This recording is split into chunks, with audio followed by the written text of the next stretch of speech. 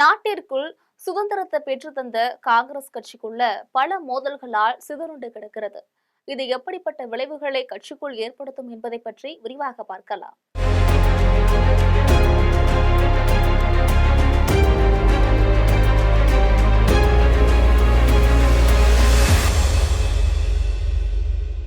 உண்மையில கட்சி என்று ஒன்றிருந்தால் அதுல கோஷ்டி மோதல்கள் இருக்கத்தானே செய்யும். ஆனால் கோஷ்டி மோதல்கள் மட்டுமே பிரதானமாக கொண்ட கட்சியாக மாறி இருக்கிறது இன்றைய காங்கிரஸ். மத்திய பாஜகவை எதிர்க்க நாடு தழுவிய அளவுல வலுவான ஒற்றுமை கூட்டணி அமைப்போம் என்று தொடர் முழக்கமிட்டு வருகிறது காங்கிரஸ். ஆனால் தன்னுடைய கட்சிக்குள்ளேயே ஒற்றுமையை ஏற்படுத்த முடியாமல் திண்டாடி கொண்டிருக்கிறது. தெற்கில் தமிழகம், கர்நாடகா, வடக்கில் பஞ்சாப், டெல்லி, ராஜஸ்தான், கிழக்கில் பீகார், ஒடிஷா, மேற்கில் குஜராத், கோவா என நாட்டின் 4 திசைகளிலும் இருக்கக்கூடிய மாநிலங்கள்ல காங்கிரசுக்குள் உட்கட்சி பூசல்கள் தலைவிரித்தாடுகின்றன. குறிப்பாக சொல்ல வேண்டும் என்றால் கர்நாடகா, பஞ்சாப், ஒடிசா ஆகிய மாநிலங்களின் காங்கிரஸ் கமிட்டிகள்ல சமீப காலமாக உட்கட்சி பூசல்கள் உச்சம் தொட்டு நிற்கின்றன. வெளிப்படையாக இந்த மோதல்கள் களத்தில் கட்சியின் செல்வாக்கை மேலும் பதம் பார்த்து கொண்டிருக்கின்றன. கர்நாடகாவில் அசுர பலத்துடன் ஆட்சியை பிடித்தது காங்கிரஸ். அன்றைய முதலே முதல்வர் நாற்காலி சண்டைதான் தலைவலியாக இருக்கிறது.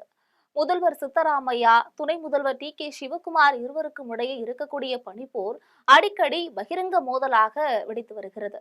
கர்நாடகாவில் தேர்தல் வெற்றிக்கு பின்னர் முதல்வர் பதவியை 2.5 ஆண்டுகள் பகிர்ந்து கொள்வதாக ரகசிய ஒப்பந்தம் இருந்ததாக டி.கே. சிவகுமாரின் ஆதரவாளர்கள் போர்க்கொடி தூக்க, அப்படி ஒரு ஒப்பந்தமே இல்லை என்று சித்தராமையா தரப்பும் இருக்கிறது.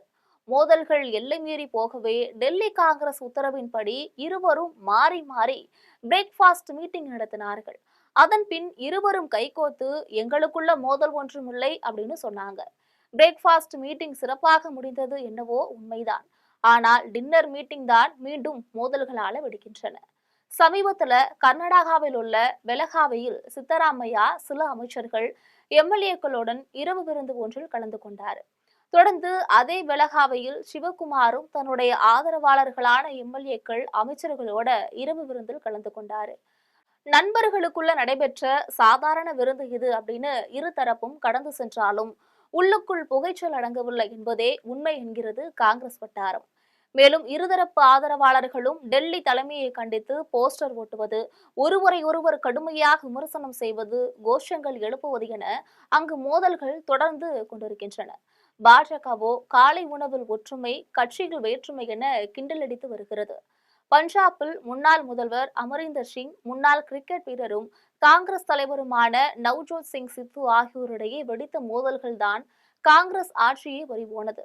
ஆட்சி பறிபோன பின்னரும் உட்கட்சி மோதல்களுக்கு பஞ்சாபில் பஞ்சமில்லை. சமீபத்தில் நவ்ஜோத் சிங் சித்துவின் மனைவி நவ்ஜோத் கவர் அளித்த பேட்டி காங்கிரஸ் தலைமையை கலங்கடித்திருக்கிறது. முதல்வர் நாற்காலியில் அமர 500 கோடி ரூபாய் எங்களிடம் இல்லை, எங்களிடம் நேரடியாக யாரும் பணம் கேட்கவில்லை, ஆனால் 500 கோடி ரூபாய் கொடுப்பவர்களே முதல்வராக்கப்படுகிறார்கள் என்று கூறியிருந்தார்.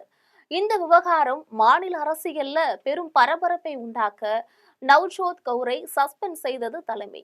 அதன் பிறகு என்னுடைய கருத்தை திருத்திவிட்டனர். நவ்ஜோத் சிங் சித்து முதல்வர் வேட்பாளராக எந்த கட்சியில் இருந்தாவது அறிவிக்கப்படுவாரா என்ற கேள்விக்குத்தான் அந்த பதிலை சொன்னேன். காங்கிரஸ் கட்சி ரூபாய் 500 கோடி கேட்டது என்று நான் சொல்லவே இல்லை அப்படின்னு விளக்கம் அளிச்சிருந்தாரு. பஞ்சாபை ஆளும் ஆம் ஆத்மி காங்கிரஸ் கட்சி முதல்வர் நாற்காலியை அப்பட்டமாக ஏலமிட்டிருக்கிறது. காங்கிரசின் உண்மை முகத்தை அந்த கட்சி நிர்வாகி வெளிச்சம் போட்டு காட்டிவிட்டார் என்றிருக்கிறது. பாஜகவோ கட்சிக்குள்ளேயே காங்கிரஸ் செய்யக்கூடிய ஊழல் வெட்ட வெளிச்சமாகி இருக்கிறது. உண்மையை பேசியதற்கு சஸ்பெண்ட் செய்து தண்டனை கொடுத்திருக்கிறது காங்கிரஸ் தலைமை அப்படின்னு சொல்றாங்க. நவ்ஜோத் கவுரின் குற்றச்சாட்டுகளை திட்டவட்டமாக மறுக்கக்கூடிய பஞ்சாப் காங்கிரஸ் நிர்வாகிகள் சித்துவுக்கு எதிராகவும் பேச தொடங்கியிருப்பதனால உட்கட்சி மோதல்கள் அங்கு தீவிரமடைந்திருக்கிறது. ஒடிஷாவில் ஆட்சியை இழந்து கிட்டத்தட்ட 25 ஆண்டுகள் ஆகிவிட்டன. இந்த நிலையிலும் அங்கு இன்னும் தன்னுடைய இருப்பை தக்க வைத்துக் கொண்டிருக்கிறது காங்கிரஸ் கட்சி.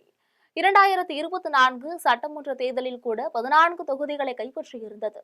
கடந்த தேர்தலில் நவீன் பட்நாயக்கின் பிஜு ஜனதா தளம் செல்வாக்கு இழந்ததால அங்கு பாஜக ஆட்சியை பிடிச்சது. தேசிய கட்சியான பாஜக ஆட்சியை பிடித்திருக்கிறது. நவீன் பட்நாயக்கும் சரிவை சந்தித்துக் கொண்டிருக்கிறார். இனி ஒடிஷாவில் காங்கிரஸ் கட்சியை வளர்த்தெடுக்க நமக்கு ஒரு வாய்ப்பு கிடைத்திருக்கிறது. கட்சியை வளர்த்தெடுக்க ஒன்றிணைந்து செயல்படுங்கள் அப்படின்னு தலைமையிலிருந்து உத்தரவும் பறந்தது. ஆனால் அந்த உத்தரவையெல்லாம் காற்றில் பறக்க விட்டு உட்கட்சி மோதலில் தீவிரமாக களமிறங்கினார்கள் மாநில நிர்வாகிகள்.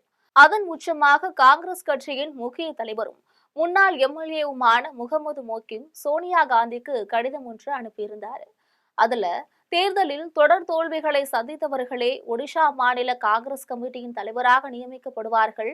அவர்களது மோசமான செயல்பாடுகளே மாநிலத்தில் கட்சி பலவீனப்படுத்தி இருக்கின்றன அப்படின்னு. அதோடு தவறான முடிவுகள், வழிகாட்டுதல்கள், தவறானவர்களின் கைகளில் பொறுப்புகள் நீடிப்பது ஆகியவைகள்தான் காங்கிரஸ் கட்சி பலவீனமாக்கி இருக்கின்றன. நாட்டில் இருக்கக்கூடிய 65% இளைஞர்களோட எதிர்பார்ப்பை பூர்த்தி செய்ய 83 வயதாகும் மல்லிகார்ஜுனா கார்கேவால் முடியாது. அவரது வயது இதற்கு உகந்ததாக இல்லை. எனவே கட்சி தலைமையை மாற்ற வேண்டும். மேலும் கட்சி தலைமைக்கும் களத்தில் உள்ள சாதாரண தொண்டர்களுக்கும் இடையிலான இடைவெளி மிக மிக அதிகமாகிவிட்டது.